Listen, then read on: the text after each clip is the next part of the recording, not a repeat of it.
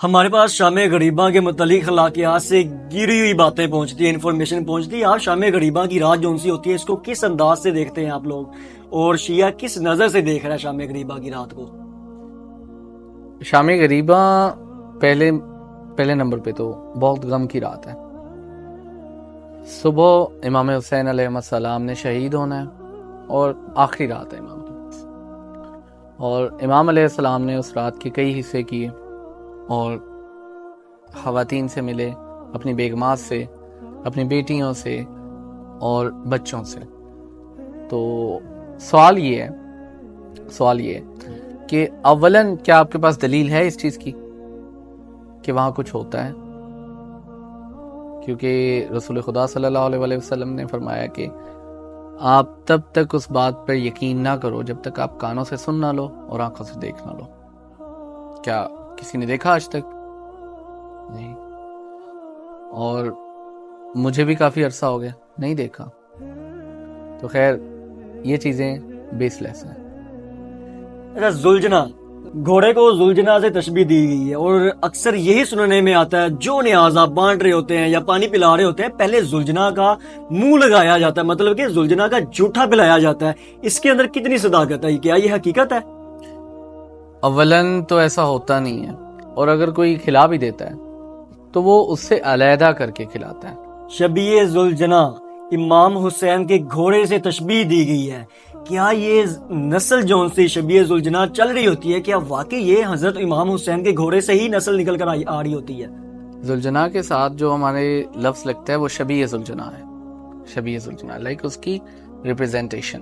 اور سیکنڈلی ہم ایک ویژول ریپریزنٹیشن کر رہے ہوتے ہیں کہ جس طرح امام حسین اس کی زین پر نہیں تھے، زلجنا جس طرح واپس آیا خالی واپس آیا، اور اس کا نام ہے زلجنا یعنی کہ دو پروں والا.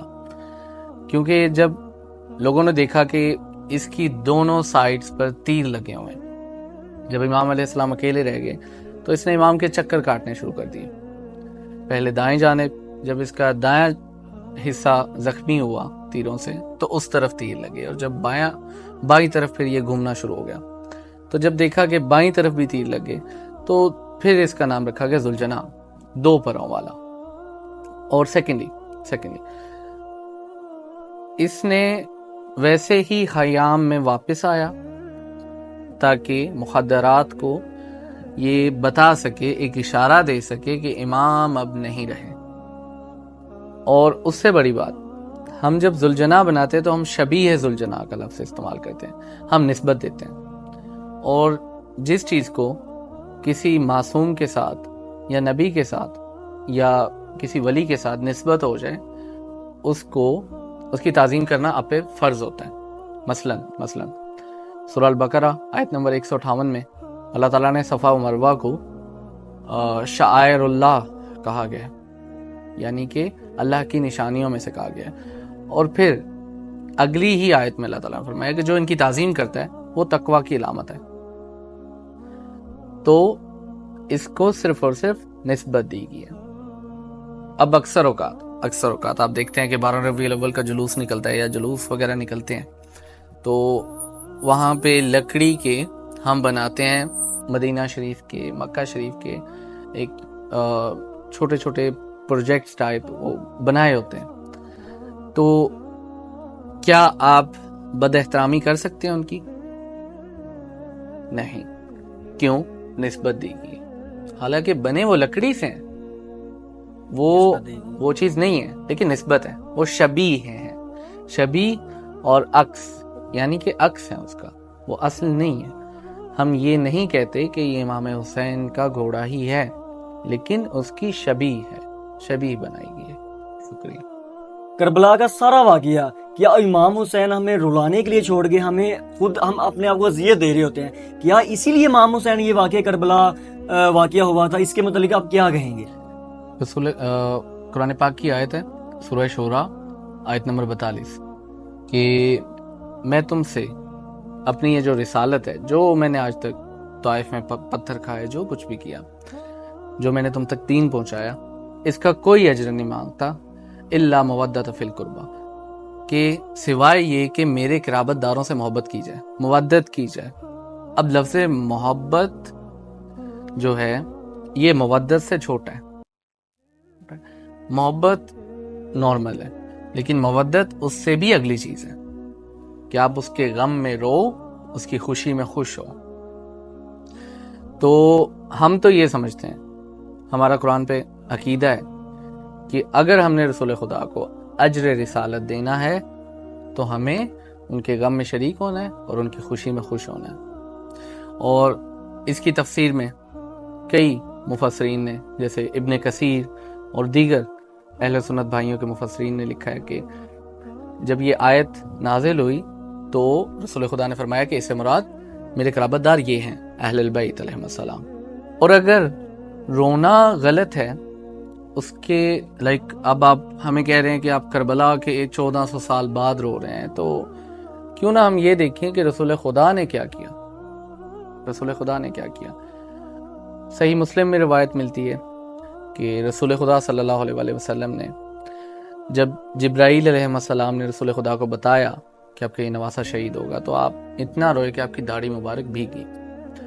اس کے علاوہ یوم عاشور کو جناب ام سلمہ سلام اللہ علیہا کا خواب کہ رسول خدا ان کو خواب میں ملے اور ان کی داڑھی اور سر پہ خاک تھی، یہ باقاعدہ حاکم نیشاپوری کی المستدرک میں آپ کو حدیث ملے گی، اور صحیح ہے بشرط بخاری و مسلم کہ رسول خدا کے سر اور داڑھی مبارک پہ خاک تھی۔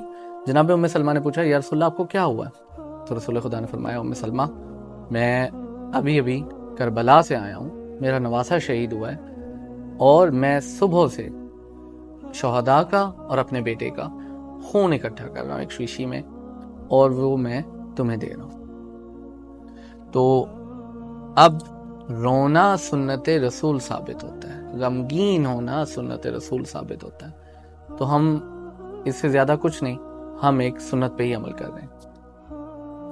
رسول پاک صلی اللہ علیہ وسلم نے اپنی ولادت کے دن روزہ رکھنے کو بڑی فضیلت دی ہے، کیا شیعہ امام حسین کی شہادت کے دن روزہ کیوں نہیں رکھتے؟ کیونکہ جب ابن زیاد اور یزیدی آرمی، کیونکہ جب عمرو ابن سعد اور یزیدی آرمی نے یہ باقاعدہ پلان کیا تھا کہ جب ہم امام حسین علیہ السلام کو قتل کریں گے تو اس کے بعد ہم روزہ رکھیں گے شکرانے کا۔ اور سیکنڈلی جب آپ کسی کی فقہ پہ بات کرتے ہیں تو آپ کو چاہیے کہ اس کی ہی کتابوں سے بات کریں یا اس کے ہی مذہب کے مطابق بات کریں۔ شیعہ فقہ میں روزے کو خوشی سے منسلک کیا جاتا ہے، اور حتیٰ کہ بہت حد تک ہمیں اس چیز کی ایکسپلینیشن اہل سنت بھائیوں میں ملتی ہے کہ رسول خدا صلی اللہ علیہ وآلہ وسلم نے اپنی ولادت کے دن روزہ رکھا۔ کیا آپ نے کبھی کوئی حدیث پڑھی ہو یا اہل سنت کے مصادر میں کوئی حدیث دیکھی ہو کہ رسول خدا نے کسی غم کے موقع پہ روزہ رکھا ہو، کسی کی شہادت پہ؟ نہیں۔ تو انہی وجہ سے شیعہ یوم عاشور کو روزہ نہیں رکھتے۔ ہم اسے حرام نہیں جانتے، کراہت، مکروہ جانتے ہیں۔ مکروہ میں اور حرام میں بہت فرق ہے۔